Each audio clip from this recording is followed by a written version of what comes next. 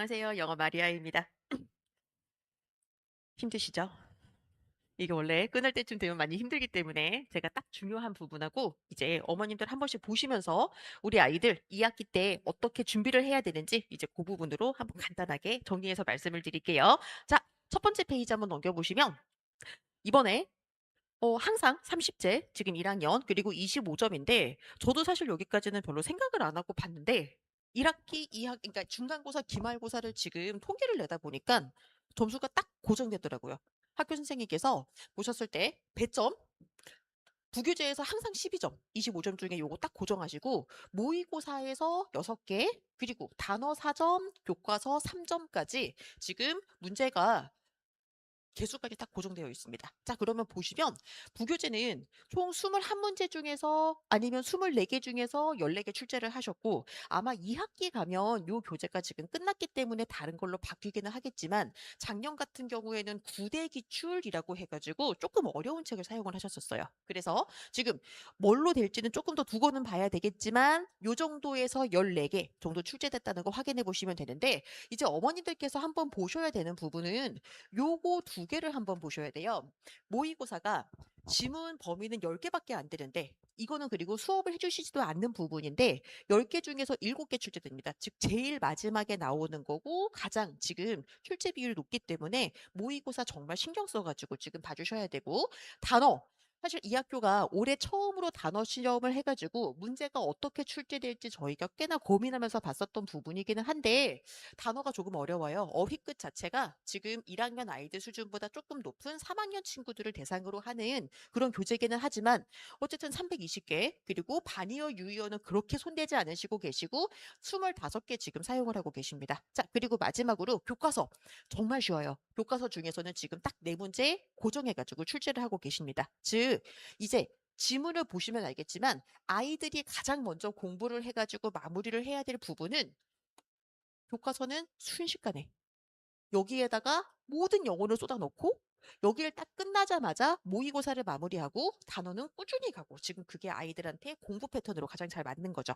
자, 그리고 이제 두 번째 한번 보시면 단어 문제가 사실 굉장히 걱정을 했었어요. 왜냐면 단어를 어렵게 내기 시작하면 아이들이 손도 못 대는 경우가 많고 5문제가 고정되어 있다라고 해서 조금 걱정을 했었는데 문제를 보니까 사실 그렇게까지 어렵게 나오지는 않으세요. 왜냐하면 지금 여기도 문제를 한번 보시면 하나 주고 이 문장에서 들어갈 거 찾으라고 하고 있었던 건데 이게 그래도 문장을 하나만 읽으면 괜찮습니다. 경기고 같은 경우에는 이거하고 되게 비슷한 건데 이거를 아예 문단으로 만들어가지고 문단 중에서 4개를 하는 걸로 한 단계 업그레이드된 걸 쓰고 있거든요. 그래서 이 정도면 어려웠던 단어치고는 그래도 아이들이 노력하면 할 수 있다. 지금 거기에 대해서 말씀을 드릴 수가 있을 것 같고 영영풀이 어색한 단어 그리고 이번에 기말에는 아이들이 단어를 많이 틀었었어요. 중간고사 때. 그러다 보니까 단어 뜻을 어색하게 연결한 거까지 해가지고 한 단계 조금 낮춰가지고 문제를 주셨더라고요. 되게 고맙게도요. 자,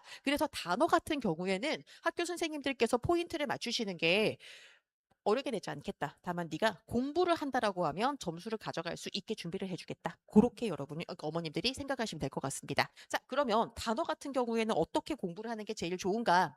첫 번째, 다 필요 없고 일단 단어를 보고 이 단어가 무슨 뜻인지 아는 게 일단 1번.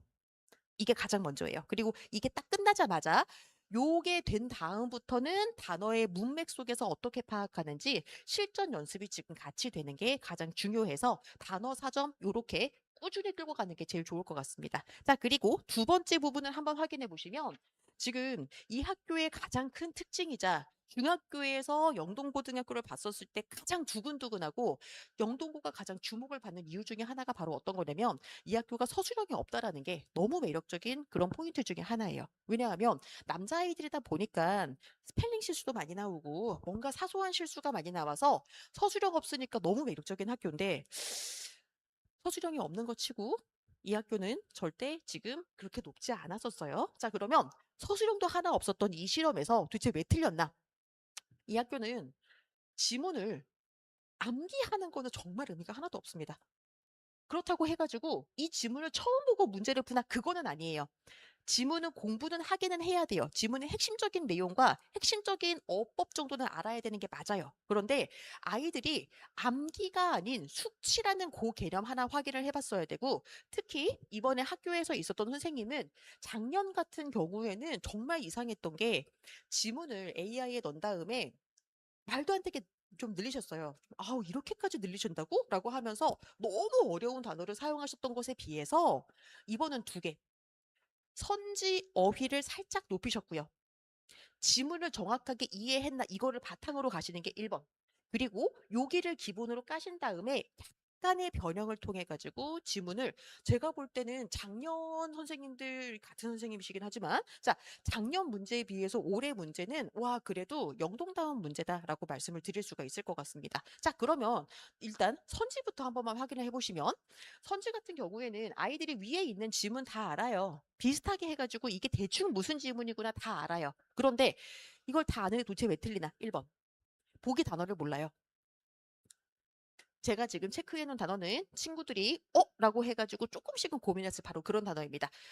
위에서 있었던 선지까지는 내용을 알아도 밑에 있는 거 단어를 몰라가지고 틀려요. 두 번째, 단어를 모르다 보니까 또는 단어를 알아도 요게 많이 길어졌어요. 여기가 이렇게 길지 않았었거든요. 그런데 요 선지가 길어지면서 보기가 정확하게 해석이 안 되기 때문에 틀리는 게 첫 번째.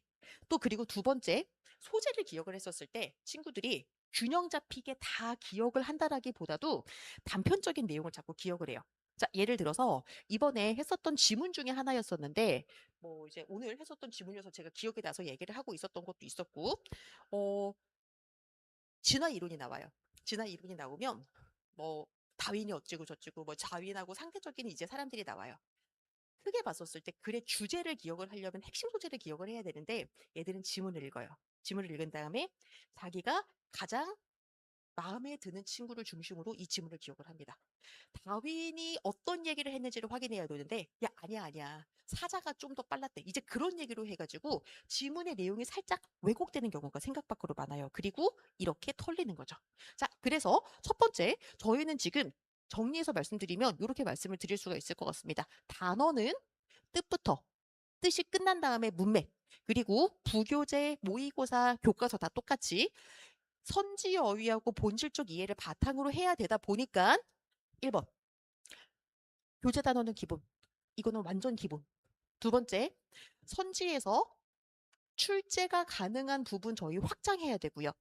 세 번째, 지문 속 단어가 아닌 변별 어휘까지 저희 지금 확장해서 같이 볼 필요가 있습니다.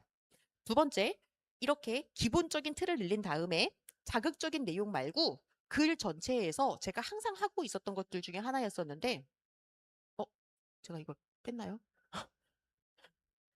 뺐나 보네요. 자, 이게 어떤 거였었냐면 항상 제가 애들한테 옆에 써주는 게 있어요. 그래서 핵심 주장 한 문장으로 얘기하면 핵심어가 뭐야? 그래서 핵심 주장이 뭐야? 항상 뽑아주는 게 하나 있어요. 핵심어 뽑고 주제문을 해서 아이들 왜곡되지 않게 단어, 주제 요거 만든 다음에 세 번째는 요 주장이 어떻게 달라지게 되는지 거기를 지금 꼭 보여줄 필요가 있는 것 같습니다. 자, 예를 들어가지고 지금 보시면 이렇게 보실 수가 있을 것 같아요. 아까 제가 말씀드렸던 그건데 여기에 있었던 완벽의 사다리라고 얘기되는 것은 이 지문에서는 이렇게 얘기를 하지만 이게 선지로 바뀔 때는 절대 똑같이 나오지 않아요. 요 내용을 어떻게 바꿔서 쓰는지 여기 지문 공부가 끝난 다음부터는 새로운 말로 바꿔쓰기. 저기에 있는 것도 이렇게 바꿔쓰기. 그래서 간단하게 내용과 핵심적인 내용을 주제를 안 다음부터는 원문 단어 변형해 가지고 본질적으로 파악을 했는지 파악하기. 자, 두 번째. 이제 그 내용을 확인을 한 다음에 주제 문제를 풀어보면서 요 지문하고 다른 단어 수준과 실전 문제 한번 풀어보기. 자, 그리고 그 다음에 선지는 왜 지금 걸러져야 되는지 거기까지 확인하기. 자, 즉 저희는 경기하고 영동하고 제가 두 학교를 하다 보니까 많이 느끼는 건데 완전 달라요. 4주차나 5주차까지 저는 일단 진도를 다 끝냅니다. 그런데 진도를 끝내고 복습을 시작하는데 정말 딱 다른 게 4주차, 5주차까지 경기는 끝나잖아요. 그러면 그다음부터 하는 게 경기는 일단 펜을 들어요. 써요. 일단 쓰면서 시작을 합니다. 영동은 이렇게 쓰는 게 아니라 들고 이 지문을 보고 계속 생각을 하기 시작해요. 즉, 아이들이 손으로 쓴다기보다도 눈으로 가장 읽으면서 요 지문을 어떻게 풀었을 수 있는지 눈으로 확인하고 여기는 손으로 쓴다라는 점에서 딱 5주차 지나가기 시작하면 진짜 참 확연하게 다르구나 그 생각이 되게 많이 들더라고요. 자, 그래서 오늘 가시면서 이제 많은 과목들을 들으셔가지고 조금 헷갈리시고 이제 그러실 것 같기는 한데 저는 요 내용을 꼭 들어드리고 싶었어요. 지문이 암기가 아니라 핵심적인 내용이라고 이 지문을 안 다음에 이 영동고의 가장 큰 특징 중에 하나는 요 지문이 확장될 수 있다라는 거, 이 지문이 변화할 수 있다라는 거, 그거 절대 잊어버리지 말고 요 지문에서 끝나는 게 아니라 더 크게 나갈 수 있는, 변형될 수 있는 지문을 가지고 있는 거 정말 중요한 것 같습니다. 자, 그래서 저희 지금 단어하고 선직 이렇게 공부를 하고 실제적으로 아이들 이렇게 문제 풀어가지고 확인을 지금 하고 있었고 어법이라던가 뭐 이제 그런 내용들 확장시켜가지고 아이들 하나씩 보여주고 있었어요. 자, 그러면 이번에 이제 2학기가 되기 시작하니까 친구들이 생각이 되게 많아질 것 같아요. 1학기는 연습이 조금은 있어요. 아이들이 고등학교 와가지고 적응을 해야 된다. 중학교하고 너무 다른 문제가 나오기 시작한다. 이제 그러다 보니까 아이들이 막 생각이 여러 가지 하고 막 내가 이번 한 번쯤은 놓쳤어도 다음에는 잘할 수 있을 거야 하지만 2학기 되면 지금부터는 진짜 시험이 시작됩니다. 자, 그러면 진짜 시험이 시작이 됐었을 때 마음만 가지고 난 이제 잘할 거야. 난 이제 열심히 할 거야. 그거 다 필요 없고요. 지금부터는 내가 무엇을 어떻게 공부를 해야 될지 꼭 마음을 가지고 가야 되는데 처음부터 말씀드리면 단어